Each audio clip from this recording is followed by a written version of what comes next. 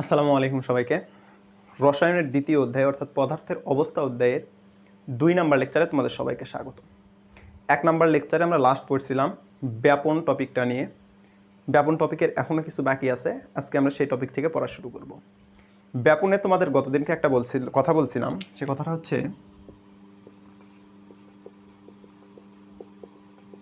আণবিক ভর ব্যস্তানুপাতিক ব্যাপন। ব্যাপন আর আণবিক ভরের মধ্যে যে সম্পর্কটা সেটা ব্যস্তানুপাতিক সম্পর্ক। এটা নিয়ে একটা প্র্যাকটিক্যাল পরীক্ষা তোমাদের বই দেওয়া আছে, যে প্র্যাকটিক্যাল পরীক্ষাটায় আমরা দেখব যে আসলে কি এই জিনিসটা কি সত্যিই নাকি এটা আমাদের মিথ্যা একটা সম্পর্ক।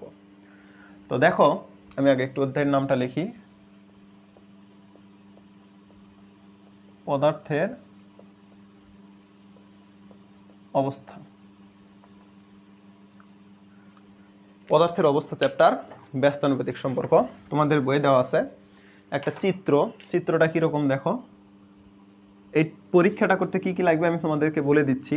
সামনাসামনি তো দেখানোর সুযোগ থাকলে দেখাইতাম, বাট যেহেতু সামনাসামনি দেখানোর সুযোগ নেই সেটা দেখাচ্ছি। একটা লম্বা কাঁচ নল নিলাম আমরা, এর দুই সাইডে আমরা কি করব, তুলা দিয়ে বন্ধ করে দিব। কি তুলা? ভেজা তুলা। কি ভেজা? ধরো এই পাশেরটা আমরা হাইড্রোক্লোরিক অ্যাসিড বা HCl, এর নাম হচ্ছে হাইড্রোক্লোরিক অ্যাসিড, আর এই পাশে অ্যামোনিয়াম হাইড্রোক্সাইড। অ্যামোনিয়াম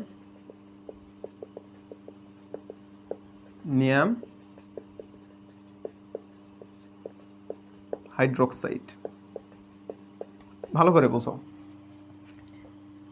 এই পাশে আমরা HCl বা হাইড্রোক্লোরিক অ্যাসিড এবং ওই পাশে অ্যামোনিয়াম হাইড্রোক্সাইডের কোনো তরলে ডুবানো দুইটা তুলা দ্বারা আমরা দুইটা মুখকে বন্ধ করে দিছি। দেওয়ার পরে আমরা জানি যে অ্যামোনিয়াম হাইড্রোক্সাইড আর হাইড্রোক্লোরিক অ্যাসিড এই দুইটা বিক্রিয়া করে কি তৈরি করে? এই দুইটা বিক্রিয়া করে অ্যামোনিয়াম ক্লোরাইড প্লাস H2 পানি তৈরি করে। এই অ্যামোনিয়াম ক্লোরাইডটা সাদা ধোঁয়া সৃষ্টি করে, সাদা ধোঁয়া সৃষ্টি করে। তো আমরা কি করছি দেখো, এই যে হচ্ছে কাচের এটা একটা কাঁচ নল, হ্যাঁ,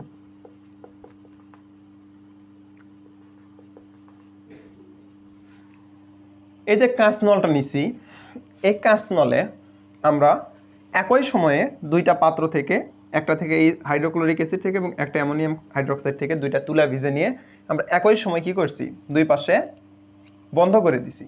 বন্ধ করে দেওয়ার পরে এগুলো কি হবে, বাতাসের সাথে মিশে কাঁচ নলের মাঝামাঝি আসবে। তো যেহেতু একই সময়ে দিছি, তার মানে দুইটা কি একই দূরত্ব অতিক্রম করে ঠিক মাঝামাঝি আসার কথা না? ধরো এটা মাঝামাঝি পয়েন্ট, তাহলে এই মাঝামাঝি আসার কথা। কিন্তু আমরা দুইটা দেওয়ার পরে দেখলাম যে হাইড্রোক্লোরিক অ্যাসিডের কাছাকাছি ধরো এই জায়গাটাতে অ্যামোনিয়াম ক্লোরাইডের ধোঁয়া সৃষ্টি হইল। এখন প্রশ্ন, একই সময়ে দিলাম, তাহলে দুইটা সমান দূরত্ব অতিক্রম করে মাঝামাঝি যাওয়ার কথা, কিন্তু মাঝামাঝি না গিয়ে কেন হাইড্রোক্লোরিক অ্যাসিডের কাছাকাছি হলো? তখন বিজ্ঞানীরা এটা নিয়ে গবেষণা শুরু করলো।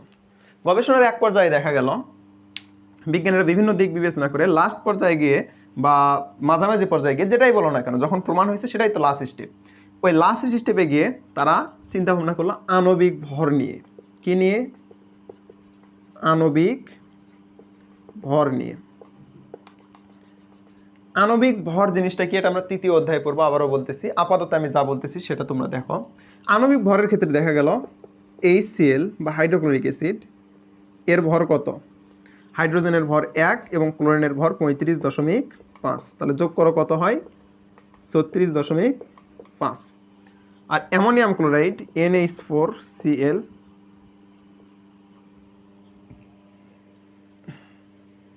সরি অ্যামোনিয়াম ক্লোরাইড বলছি, অ্যামোনিয়াম হাইড্রোক্সাইড এ পাশে কি আছে? Ammonium hydroxide. এই অ্যামোনিয়াম হাইড্রোক্সাইডের ভর কত? নাইট্রোজেনের 14, হাইড্রোজেনের 1, হাইড্রোজেন আছে কয়টা? 4টা, তাহলে 4 দ্বারা গুণন করতে হবে, প্লাস অক্সিজেনের 16 প্লাস হাইড্রোজেনের 1। তোমাদের এত কিছু জানার দরকার নাই, এই জিনিসের হিসাবটা তোমরা যখন তৃতীয় অধ্যায় করবা তখন এমনিই পারবা। তাহলে 14 আর 4 18, 18 আর 1 19, 19 আর 16 তাহলে 35। তাহলে কত হলো? 35। তাহলে এখন তোমরা আমাকে বলো এই দুইটার মধ্যে কোনটার বেশি হলো? এই দুইটার মধ্যে হাইড্রোক্লোরিক অ্যাসিডের আণবিক ভর বেশি আর অ্যামোনিয়াম হাইড্রোক্সাইডের আণবিক ভর কম, যার কারণে কি হয়েছে, এই অ্যামোনিয়াম হাইড্রোক্সাইডটা বেশি পথ অতিক্রম করছে আর হাইড্রোক্লোরিক অ্যাসিডটা কম পথ অতিক্রম করছে। এই পরীক্ষা থেকে আমরা বুঝতে পারি কি, যে যার আণবিক ভর বেশি, যার আণবিক ভর বেশি তার ব্যাপন হার কম, আর একটা যার আণবিক ভর কম তার ব্যাপন হার বেশি। তাহলে যার আণবিক ভর বেশি তার ব্যাপন হার কম, আর যার ব্যাপন হার কম, যার ব্যাপন হার বেশি তার আণবিক ভর কি কম। এই দুইটা পয়েন্ট মাথায় রাখবা। 100% একটা এমসিকিউ এসএসসিতে পাবাই, 100% এই দুইটা নিয়ে একটা এমসিকিউ এসএসসিতে পাবা। তোমাদের কাছে একটা কোশ্চেন থাকবে, নিচের কোনটির ব্যাপন হার বেশি? আমি আণবিক ভর সহ লিখে দিব। সেটা হচ্ছে এই তিনটার মধ্যে HCl এর হচ্ছে 36.5, অক্সিজেনের হচ্ছে 32, এরপরে ম্যাগনেসিয়াম অক্সাইড হচ্ছে 24 আর 16, তাহলে 24, 30, 40। এই তিনটার মধ্যে কোনটার ব্যাপন হার সবচেয়ে বেশি এবং কোনটার ব্যাপন হার সবচেয়ে কম, এই জিনিসটা তোমরা কমেন্টে জানাবা। এই তিনটার মধ্যে কোনটার ব্যাপন হার সবচেয়ে বেশি এবং কোনটার ব্যাপন হার সবচেয়ে কম, এই তিনটার মধ্যে সেটা তোমরা কমেন্টে জানাবা। তো ব্যাপন নিয়ে এই টপিকটাই তোমাদের পড়া বাকি ছিল, সেই টপিকটা আমরা দেখলাম। এখন আসো আমরা নিঃসরণ নিয়ে পড়াশোনা করব। নিঃসরণ জিনিসটা কি সে জিনিসটা আমরা এখন বুঝবো, এবং এই নিঃসরণ আমাদের উদাহরণ কি কি আছে, আমরা কি কোথাও নিঃসরণ আদৌ ব্যবহার করি নাকি আমাদের বইয়ে জাস্ট লেখা আছে, এই জিনিসগুলো দেখব। তাহলে এখন আমরা কি দেখব?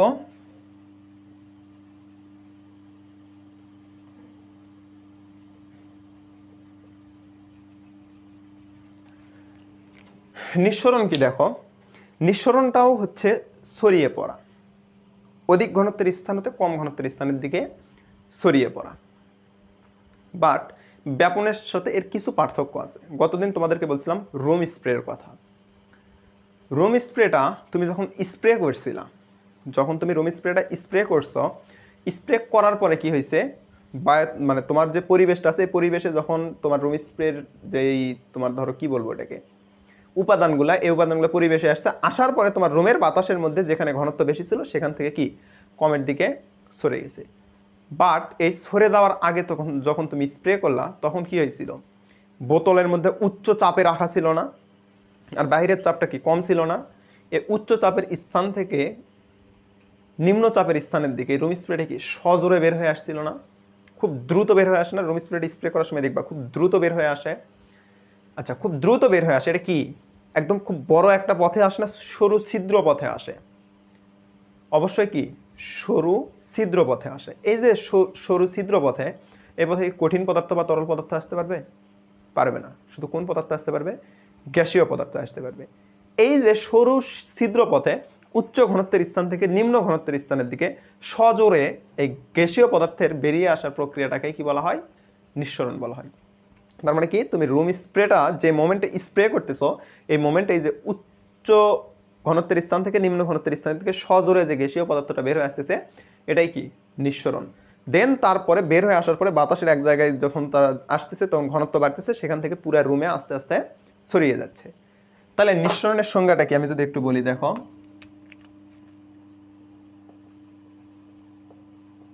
কোন গ্যাসীয় পদার্থ উচ্চ ঘনত্বের স্থান হতে নিম্ন ঘনত্বের স্থানের দিকে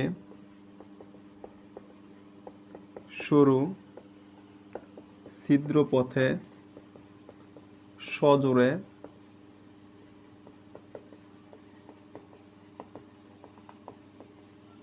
বেরিয়ে আসার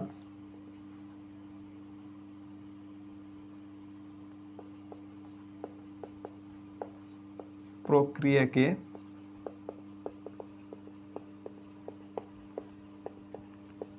নিঃসরণ বলে। তাহলে দেখো, কোন গ্যাসীয় পদার্থ উচ্চ ঘনত্বের স্থান হতে নিম্ন ঘনত্বের স্থানের দিকে সরু ছিদ্র পথে সজোরে বেরিয়ে আসাকে নিঃসরণ বলে। তাহলে তোমরা আমাকে একটু বলবা যে এই যে সজোরে বেরিয়ে আসলো এটা হলো নিঃসরণ, আর রোমে ছড়িয়ে পড়লো এটা হলো ব্যাপন। তাহলে রোম স্প্রেটা দিয়ে আমি তোমাকে উদাহরণ দেই যে তুমি সরু ছিদ্র পথে আগে বের করো নাকি পুরো রোমে আগে ছড়িয়ে যায়। অবশ্যই আগে সরু ছিদ্র পথে বের করো। তাহলে সরু ছিদ্র পথে যেহেতু বের করো তার মানে আগে কি নিঃসরণ হয়, পরে ব্যাপন হয়। তাহলে তুমি আমাকে বলো তো, এই যে রোম স্প্রে করাটায় আগে নিঃসরণ ঘটে না আগে ব্যাপন ঘটে? কমেন্টে জানাবা যে রোম স্প্রে করাতে আগে নিঃসরণ ঘটে না আগে ব্যাপন ঘটে। আমি বলে দিচ্ছি, আগে নিঃসরণ ঘটছে পরে ব্যাপন ঘটছে। ঠিক সব ক্ষেত্রেই সেম ঘটনাটা ঘটে। মনে রাখবা, রুম স্প্রে দিয়ে যে আমি উদাহরণ দিলাম তার মানে শুধু রুম স্প্রে না, সব ক্ষেত্রে আগে নিঃসরণ ঘটে পরে ব্যাপন ঘটে।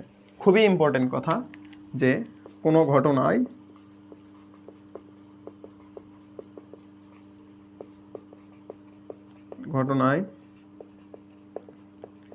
আগে নিঃসরণ ঘটে ও পরে ব্যাপন ঘটে। তাহলে কোনো ঘটনায় আগে কি ঘটে? আগে নিঃসরণ ঘটে পরে ব্যাপন ঘটে।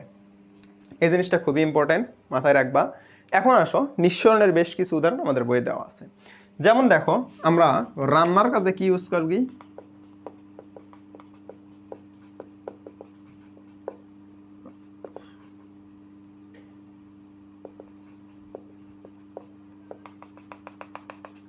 আমরা রান্নার কাজে কি ইউজ করি? আমরা রান্নার কাজে গ্যাসের চুলা ইউজ করি, তাই না? গ্যাসের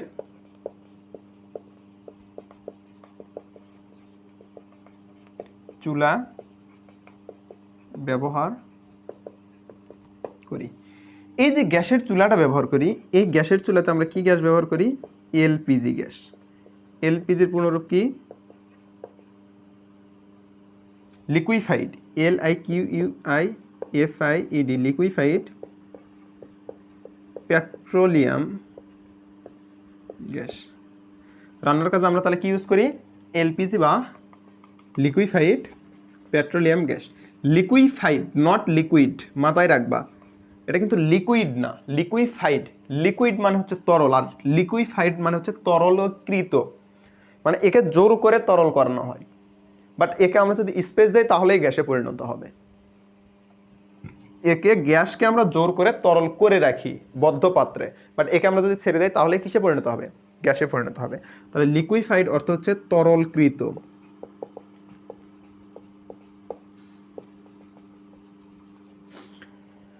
এই যে এলপিজিতে লিকুইফাইড পেট্রোলিয়াম গ্যাসটা ইউজ করি, এই গ্যাসের মধ্যে, এই এলপিজির মধ্যে আমাদের দুই ধরনের জৈব যৌগ বা জৈব পদার্থ থাকে। সেটা হচ্ছে একটা প্রোপেন, আরেকটা হচ্ছে বিউটেন। এই প্রোপেন আর বিউটেন উচ্চ চাপে একটা সিলিন্ডারের মধ্যে বদ্ধ করা থাকে, আর এই প্রোপেন আর বিউটেনটা মিলেই কি তৈরি করে? এলপিজি তৈরি করে। তোমরা দেখবা গ্যাসের সিলিন্ডার, তোমরা আজকে বাসায় খেয়াল করে দেখবা যে এরকম গ্যাসের সিলিন্ডার যেটা আছে তোমার বাসায়, এই গ্যাসের সিলিন্ডারের মাঝখানে একটা জোড়া আছে। তোমাদের মনে কি কখনো প্রশ্ন আসছে যে এই জোড়া কেন? আমার মনে অনেক প্রশ্ন আসছে যে এই জোড়া কেন। এই জোড়াটা আলটিমেটলি তোমার যে গ্যাসের সিলিন্ডারটা আছে এই সিলিন্ডারের এই জোড়া দিয়ে তোমার সিলিন্ডারটাকে দুইটা ভাগে ভাগ করা আছে। একটাতে থাকে প্রোপেন, আর একটাতে থাকে বিউটেন। একটাতে থাকে প্রোপেন আর একটাতে থাকে বিউটেন, দুইটা সেপারেট করে আলাদা করে রাখা থাকে। এই যে প্রোপেন আর বিউটেন এই দুইটা একত্র হয়ে আমাদের কি তৈরি করে? এলপিজি গ্যাস তৈরি করে। যদি আমরা দুইটাকে একত্রে রাখতাম তাহলে সিলিন্ডারটা ব্লাস্ট হয়ে যাইতো, যার কারণে আমরা দুইটাকে আলাদা করে রাখি। যখন আমরা নল দিয়ে বের করে নেই তখন দুইটা একত্রিত হয়ে আমাদের চুলাতে যায়, গিয়ে সেখানে কি তৈরি করে? জ্বালানির সৃষ্টি করে, বা মানে যে আমাদের যে আগুনটা সেই আগুনের সৃষ্টি করে। মনে রাখবা, তোমাদের বাসায় কখনো এরকম ঘটনা ঘটছে কিনা জানি না, যে এই গ্যাসটা যদি কোনো কারণে লিক করে তাহলে রুমে একটা দুর্গন্ধের সৃষ্টি হয়। কিন্তু এই প্রোপেন আর বিউটেনের কোনো গন্ধ নেই, এরা স্মেলবিহীন, মানে এদের কোনো গন্ধ নেই। তাহলে কেন আমরা গন্ধ পাই? কারণ এদেরকে বোতলজাত করার সময় এদের সাথে দুর্গন্ধ যোগ করে দেওয়া হয়।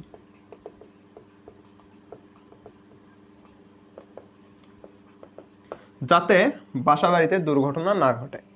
এই দুর্গন্ধ যোগ করে দেওয়া হয় যাতে কোনো কারণে যদি এটা লিক করে তাহলে আমাদের কি নাকে একটা দুর্গন্ধ লাগবে, আমরা বুঝতে পারবো। এখানে একটু কথা বলি, যদি কখনো কারো বাসায় এরকম হয় যে গ্যাসের সিলিন্ডার থেকে গ্যাস বের হয়ে গেছে, বদ্ধ রুম যদি হয়, কখনোই সেই রুমের আশেপাশে বা রুমের ভিতরে আগুন জ্বালাবা না। তোমরা আগে রুমের জানালা দরজা সব খুলে দিবা, দিয়ে রুমকে যথেষ্ট পরিমাণ তুমি বাতাস বের করে দেওয়ার ব্যবস্থা করে দেবা, ভেন্টিলেশনের ব্যবস্থা করবা।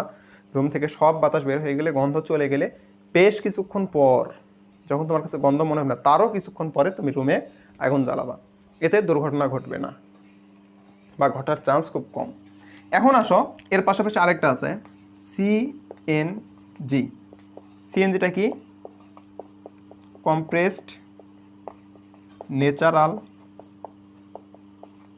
গ্যাস। এটাও কি? আমরা যেটা বলি না সিএনজিতে চলে যাব, সিএনজিতে চলে যাব, আসলে আমরা সিএনজিতে চলে যাই না, সিএনজি চালিত গাড়িতে চলে যাই বা সিএনজি চালিত যানবাহনে চলে যাই। এই সিএনজিটা কি? Compressed natural gas. এই যে আমি এলপিজি এবং সিএনজি নিয়ে যে কথাগুলো বললাম, এটা আসলে আমাদের কি সে জিনিসটা বুঝবো। এলপিজিও সিলিন্ডারে থাকে, সিএনজিও সিলিন্ডারে থাকে।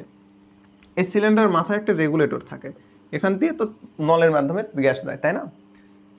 তো দেখো, এত বড় সিলিন্ডারের মাথায় সরু ছিদ্র, এরকম একটা ছোট্ট একটা ছিদ্র থাকে। এই ছিদ্র দিয়ে কি হয়? উপর থেকে যদি দেখো তাহলে এরকম ছোট একটা ছিদ্র দেখবা। এই ছিদ্র পথে কি হয়? গ্যাসটা বের হয়ে আসে।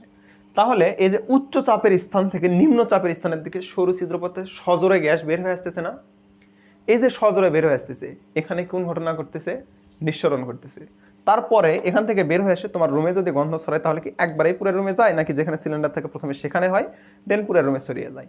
অবশ্যই প্রথমে যেখানে সিলিন্ডার থাকে প্রথমে সেখানে হয়, দেন পুরো রুমে ছড়িয়ে যায়। এই যে প্রথমে সরু ছিদ্র পথে বের হয়ে আসলো, এটা হচ্ছে নিঃসরণের উদাহরণ। পরে পুরো রুমে ছড়িয়ে গেল, এটা হচ্ছে ব্যাপনের উদাহরণ। এখান থেকে এলপিজির পূর্ণরূপটা তোমার লাগে। এলপিজিতে কি কি থাকে? প্রোপেন এবং বিউটেন থাকে, এবং সিএনজির পূর্ণরূপটা লাগে। এই জিনিস দুটোরে তোমরা মনে রাখবা। তো নিঃসরণ নিয়ে এইটুকুই উদাহরণ। নিঃসরণ আর তোমাদের ওইভাবে লাগবে না, মানে এর বাহিরে আর কিছু লাগবে না। তোমাদের বইয়ে আরেকটা প্র্যাকটিক্যাল আছে, সেটা হচ্ছে যে একটা বেলুনে তুমি যদি বাতাস দাও, বাতাস দেওয়ার ফলে তার গায়ে যদি তুমি কস্টেপ লাগাও, কস্টেপ লাগিয়ে তাকে যদি তুমি পিন দ্বারা ছিদ্র করো, তাহলে কস্টেপ লাগিয়ে তুমি যদি পিন দ্বারা ছিদ্র করো তাহলে সে ফেটে যায় না। বাট তুমি কস্টেপ ছাড়া পিন দ্বারা ছিদ্র করার চেষ্টা করে দেখিও, তাহলে সে কি হবে? ফেটে যাবে। এরকম কেন হয়? তুমি যখন বেলুনকে গায়ে কস্টেপ দেবা, দিয়ে যখন একে পিন দ্বারা ফুটাবা বা ছিদ্র করবা, তখন সেখানে একটা সরু ছিদ্র পথের সৃষ্টি হবে। বেলুনটা কি অনেক ইলাস্টিক জাতীয় পদার্থ না, মানে কি অনেক বড় বিস্তৃত হয়ে যায়। তো যখনই এখানে টেপ ছাড়া ছিদ্র করার চেষ্টা করবো, তখন তুমি একটা আলপিন দিয়ে ছোট ছিদ্র করলেও ভিতরের বাতাসের বেশি চাপের কারণে সে একদম ওই পথটাকে বড় করে দেয়। কারণ সে কি ইলাস্টিক টাইপের, সে যে কোনো সময় উচ্চ চাপের কারণে পুরাটাই কি হতে পারবে? ছোট ছিদ্রকেও বড়, অনেক বড় পথ করে দিতে পারবে।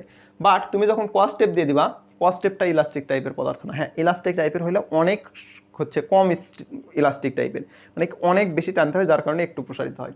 তো এই যে বেলুনের ভিতরে যে বাতাসটা থাকে এই বাতাসের সে ততটা শক্তি নাই যে সে ইলাস্টিককেও মানে ওই টেপকেও ইলাস্টিসিটির মাধ্যমে বড় করে দিবে, যার কারণে তুমি যখন সরু ছিদ্রপথে ছিদ্রি করবা তখন এই বেলুনের ভিতর থেকে বাতাসটা ওই ছিদ্রপথে সজোরে বেরিয়ে আসবে। এই বেরিয়ে আসাটাও হচ্ছে নিঃসরণের উদাহরণ।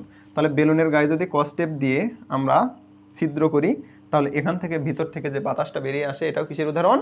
নিঃসরণের উদাহরণ। তো আশা করি এই জিনিসটাও তোমরা বুঝতে পারছো। এখন আমরা পড়ব মোমের গলন। আমরা যে দৈনন্দিন জীবনে মোমবাতি জ্বালাই বিদ্যুৎ না থাকলে, তোমরা শহরের যারা আছো তারা হয়তো বা জ্বালাও না, এখন গ্রামেও আইপিএস চলে আসছে, বাট এক সময় তো জ্বালাইতাম। সেটা কিভাবে কাজ করে সেটা আমরা দেখব। মোমের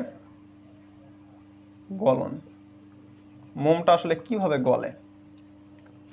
দেখো, মোমবাতিটা হচ্ছে মেইনলি বিভিন্ন হাইড্রোকার্বনের মিশ্রণ। তাহলে মোমবাতিটা কি?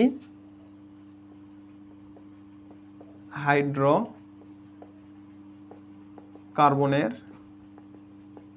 মিশ্রণ। মোমবাতিটা কি বললাম? হাইড্রোকার্বনের মিশ্রণ। এখন প্রশ্ন হচ্ছে হাইড্রোকার্বনটা কি? হাইড্রোকার্বনকে ভাঙলে তোমরা যখন মৌলের নাম পড়বা তখন দেখবা হাইড্রোজেন এবং কার্বন নামে দুইটা মৌল পাবা। এই যে দুইটা মৌল দেখো, হাইড্রোজেন এবং কার্বন নামের মধ্যে আছে হাইড্রো থেকে হাইড্রোজেন থেকে হাইড্রো, কার্বন থেকে কার্বন ডিরেক্ট আসছে।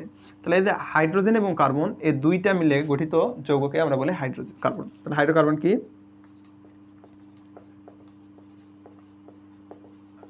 হাইড্রোজেন ও কার্বন দ্বারা গঠিত যৌগকেই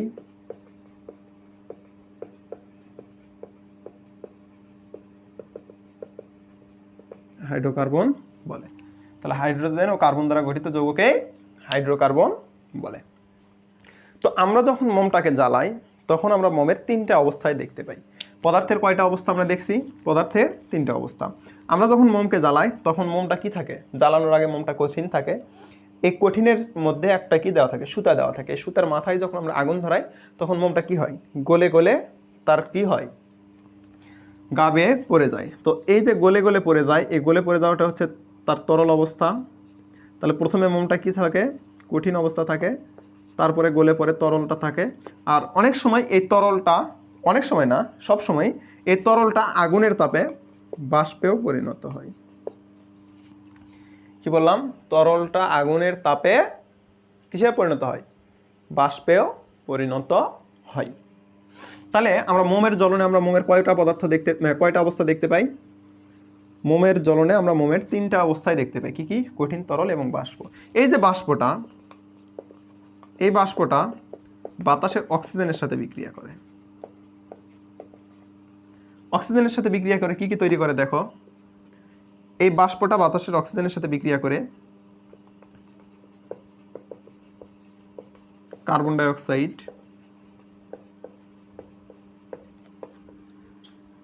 অক্সাইড, প্লাস জলীয় বাষ্প প্লাস তাপ প্লাস আলো তৈরি করে। তাহলে এই বিক্রিয়াটা মনে রাখবা। মোমের যে বাষ্পটা বা মোম, এখানে তোমরা লিখতে পারো, বাষ্প না লিখে বিক্রিয়াতে লিখতে পারো বাষ্পকৃত মোম।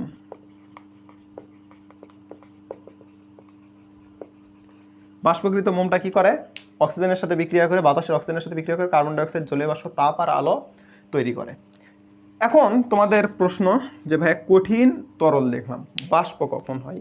একটু আগেও বলছি, আবারও বলতেছি। আমরা যখন মোমকে জ্বালাই, মোমকে জ্বালানোর পরে মোমের যে সুতাটা আছে, সুতাতে আগুন দিলে তোমরা দেখবা মোমের সাইড দিয়ে গলে গলে গলে গলে মোম পড়তে পড়তে নিচে পড়তে পড়তে আবার শক্ত হয়ে যায়, তাই না? তো মোমকে যখন জ্বালাই, জ্বালানোর আগে সে কঠিন থাকে, বাট জ্বালানোর পরে সে গলে গলে সাইড দিয়ে পড়ে। তাহলে গলে পড়াটা কি? তরল। এটা তোমরা জানো, ঠিক আছে? তো তুমি একটা জিনিস খেয়াল করে দেখবা, তুমি মোমকে জ্বালাবা, জ্বালানোর পরে সেই মোমটা কোনো পাত্রে কালেক্ট করবা। তুমি যত গ্রাম মোম জ্বালিয়ে পুরবা, তুমি গলানোর পরে যে মোমটা পাবে সেই মোমটা তত গ্রাম থাকবে না। কেন থাকবে না? কারণ মোমটা যখন, ধরো যে এটা একটা মোম, এটা একটা মোম। এই যে মোমটাকে তুমি যখন জ্বালাচ্ছ তখন এর সাইডে যে গলে গলে পড়তেছে, তো গলে গলে পড়ার সময় এখানে কি আগুনের তাপ আছে না বলো তো? এই যে আগুনের তাপটা আছে, তাহলে তরলকে আমরা তাপ দিচ্ছি, তরলকে তাপ দিলে সে কি বাষ্পে পরিণত হবে না? অবশ্যই হবে। তো এই যে গলার পরে যে তরলগুলা হচ্ছে, এই তরলগুলা আগুনের তাপে কিছু পরিমাণ বাষ্প হয়ে উড়ে যায়, কিছু পরিমাণ বাষ্প হয়ে উড়ে যায়। আর এই যে পরিমাণটা বাষ্প হয়ে উড়ে যায়, এই পরিমাণটাই বাতাসের অক্সিজেনের সাথে বিক্রিয়া করে কার্বন ডাইঅক্সাইড, জলীয় বাষ্প, তাপ আর আলো সৃষ্টি করে। তো এটাই হচ্ছে মোমের জ্বলন প্রক্রিয়া।